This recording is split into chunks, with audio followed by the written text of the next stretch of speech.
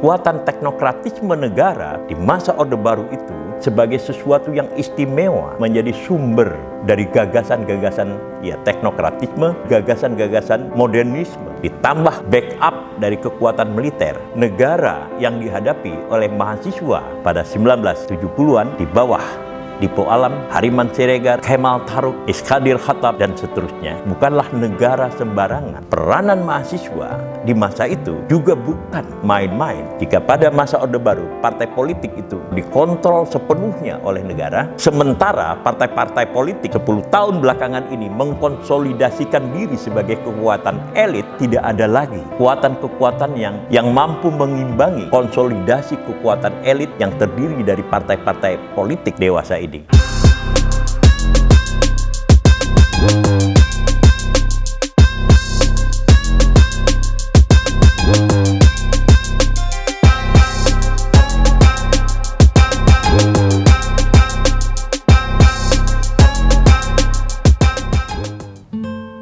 Pecinta Indonesia, bangsa dan demokrasi.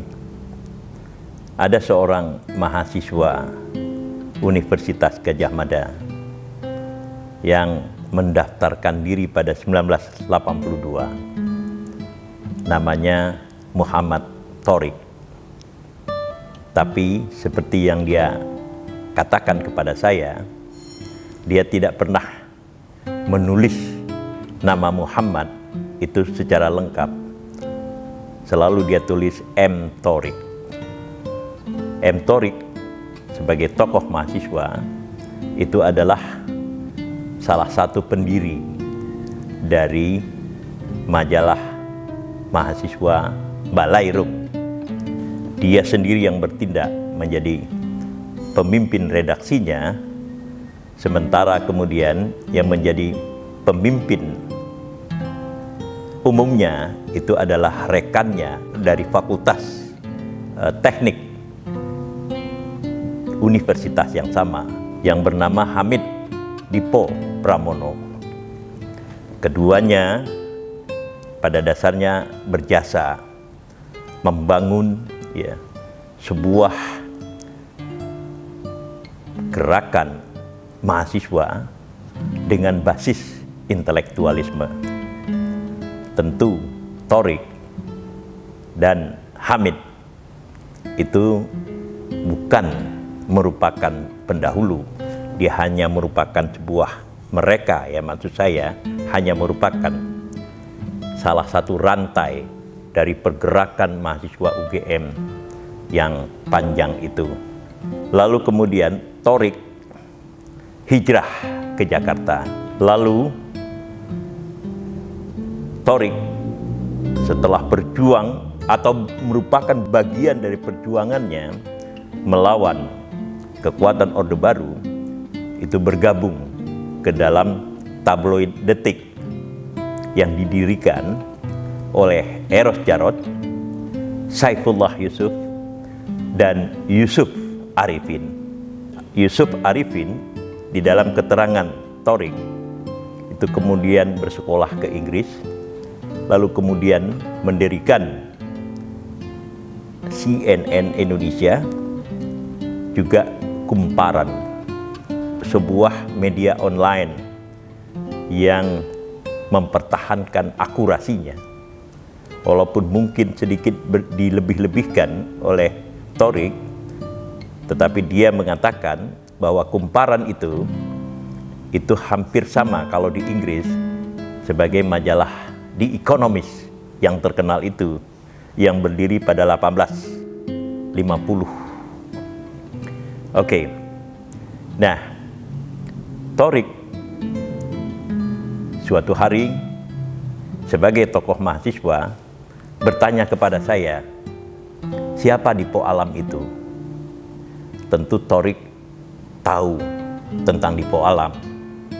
Tentu Thorik tahu bahwa Dipo Alam itu adalah seorang tokoh mahasiswa yang pernah menjadi ketua Dewan Mahasiswa pada 1974, menggantikan tokoh mahasiswa lainnya yang merupakan legendaris gerakan mahasiswa, yaitu Hariman Siregar.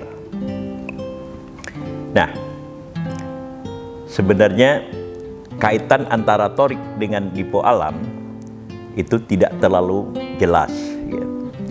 Karena generasinya berbeda, waktunya berbeda, tetapi tantangannya juga sama.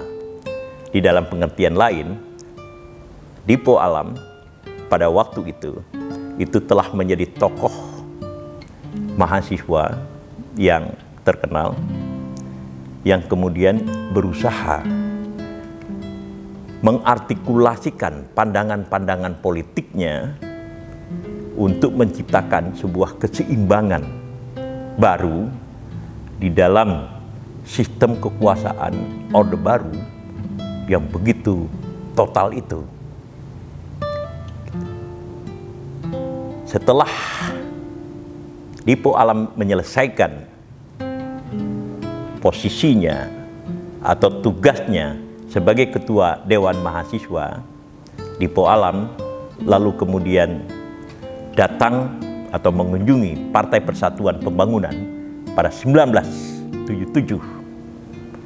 Di situ dengan lantang Dipo Alam menyatakan diri mendukung Partai Persatuan Pembangunan atau PPP yang didirikan pada 5 Januari 1973. Kenapa ini dilakukan?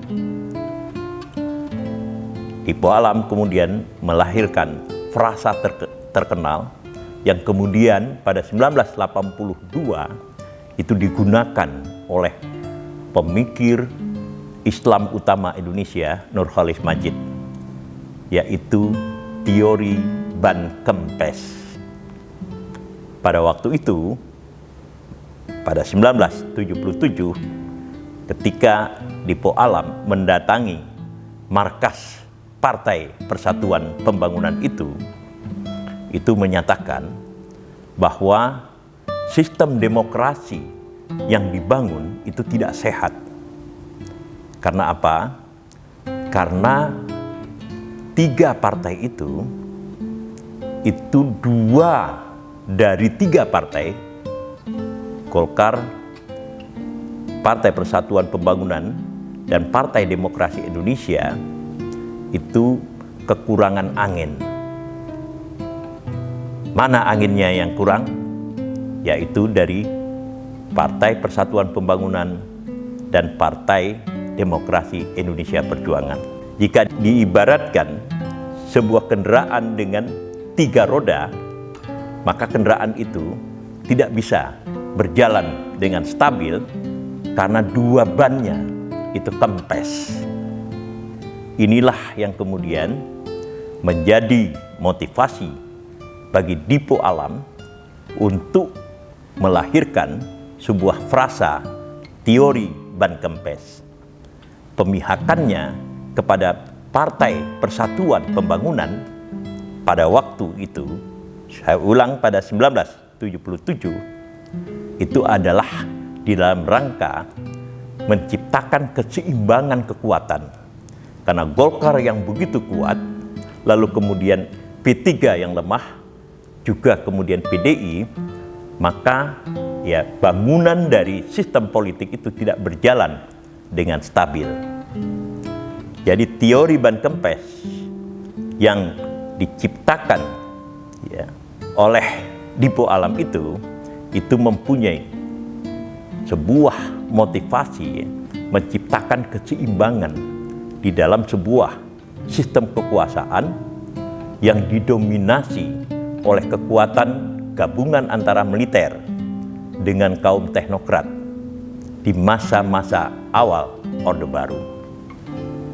Jadi kehadiran Dipo Alam pada waktu itu cukup mengejutkan dan menarik perhatian publik. Di dalam pengantar yang saya buat bagi autobiografi Dipo Alam, saya sebutkan kenapa pandangan masyarakat justru tertuju kepada gerakan-gerakan mahasiswa. baik gerakan-gerakan mahasiswa yang dipelopori oleh Dipo Alam pada pertengahan 1970-an itu, maupun yang dipelopori oleh legendaris Hariman Siregar. Lalu kemudian di ujung sana, di ITB pada waktu itu, ada seorang tokoh yang menciptakan gerakan apa yang disebut dengan gerakan anti kebodohan. Dia adalah ketua Dewan Mahasiswa sebelum Heri Ahmadi, yaitu Kemal Taruk. Sementara dari Universitas Pajajaran muncul seorang tokoh sebagai ketua Dewan Mahasiswa yang bernama Iskadir Khattab. Setelah itu muncul Didin Damanhuri yang kelak menjadi profesor di dalam bidang ekonomi. Nah, kembali kepada Dipo Alam. Jadi suara Dipo Alam dan kawan-kawan yang sejajar pada waktu itu merupakan substitusi dari partai politik. Inilah yang saya sampaikan di dalam pengantar buku atau biografi Dipo Alam itu sendiri yang terbit beberapa tahun lalu. Kenapa ini terjadi? Karena partai-partai politik di masa itu relatif dilumpuhkan. Di dalam pengertian, mereka tentu saja tetap berfungsi sebagai agregasi dari suara rakyat, tetapi semuanya itu dikondisikan sebagai sesuatu yang hanya bersifat resmi. Di dalam pengertian, mereka ikut di dalam pemilihan umum, lalu kemudian hanya sekedar mengikuti pemilihan umum, lalu kemudian masuk ke dalam parlemen dan melaksanakan tugas-tugas parlemen yang pada waktu itu disindir sebagai tukang pemberi cap dari apa yang dikehendaki oleh pemerintah Orde Baru. Dan karena itu tidak ada ekspektasi dari masyarakat, dari kaum intelektual yang cukup besar kepada partai-partai politik untuk mengambil peran mereka sebagai lembaga yang mengakumulasikan dan mengkonsolidasikan suara rakyat melalui pemilu sebagai sebuah jalur resmi. Nah, kekosongan inilah yang kemudian diisi oleh mahasiswa. Dan terus terang pada waktu itu harapan rakyat kebanyakan itu tertuju kepada tokoh-tokoh mahasiswa. Dan kalau kita lihat sampai dengan sekarang ini, tokoh legendaris seperti Hariman Siregar, maka itu menunjukkan bahwa sisa-sisa kekuatan mahasiswa di masa awal Orde Baru di dalam mengartikulasikan pandangan-pandangan rakyat sebagai kekuatan penyeimbang dari pemerintah Orde Baru. Dan harus kita ingat apa yang dihadapi oleh mahasiswa pada waktu itu di bawah kepemimpinan Dipo Alam, Hariman Siregar, Kemal Taruk, Iskadir Khattab, termasuk juga Didin Damanhuri, atau saya tambahkan sedikit Laude Kamaludin yang juga dari Unpad itu, maka kemudian yang kita lihat adalah kekuatan teknokratisme negara. Jadi kekuatan teknokratisme negara di masa Orde Baru itu harus kemudian kita lihat sebagai sesuatu yang istimewa. Karena apa? Karena mereka menjadi sumber dari gagasan-gagasan teknokratisme, sumber dari gagasan-gagasan modernisme. Ditambah kemudian backup dari kekuatan militer Inilah yang menyebabkan negara yang dihadapi oleh mahasiswa angkatan Dipo Alam pada 1970-an itu bukanlah negara sembarangan. Seorang peneliti Indonesia yang mengarang disertasinya berjudul Indonesia, The Rise of Capital, Richard Robinson, itu mengatakan bahwa negara pada 1970-an sampai dengan 1980-an itu adalah negara yang mereproduksi gagasan-gagasan teknokratisme. Jadi bukan negara yang main-main. Itulah yang dihadapi oleh Dipo Alam dan kawan-kawan. Dan karena itu kita melihat peranan mahasiswa di masa itu juga bukan yang bersifat main-main. Mereka kemudian muncul juga sebagai kekuatan-kekuatan intelektual. Mereka bukan hanya bergerak di dalam dunia jalanan, bukan hanya menciptakan street power, kekuatan-kekuatan parlemen jalanan, melainkan juga di dalam pikiran-pikiran, atau dalam kata lain, mereka mendasarkan diri gerakan-gerakan mereka dengan kekuatan intelektual. Inilah yang ingin saya katakan tentang mahasiswa sebagai kekuatan politik pada 1970-an itu. Oke, untuk meringkasnya, bagaimana komposisi kekuatan di masa sekarang ini? Yaitu pada 2024 kita melihat negara relatif tidak lagi menjadi produsen dari teknokratisme, sementara kemudian partai-partai politik sedikit berbeda pada masa lalu. Jika pada masa Orde Baru partai politik itu dikungkungi atau dikontrol sepenuhnya oleh negara, maka di masa kini partai-partai politiklah yang kemudian menguasai negara. Maka yang kemudian menjadi decision makers, mereka yang mengambil keputusan pada tingkat negara, itu lebih banyak merupakan representasi dari partai-partai politik. Dan karena mereka merupakan representasi dari partai-partai politik, maka kekuatan perenungannya dan kekuatan teknokratisnya itu bisa kita nilai relatif di bawah dari apa yang kita alami pada masa Orde Baru. Perbedaannya adalah bahwa para pengelola negara dewasa ini itu tidak di backup oleh kekuatan militer. Nah, apa yang terjadi kepada mahasiswa sekarang ini?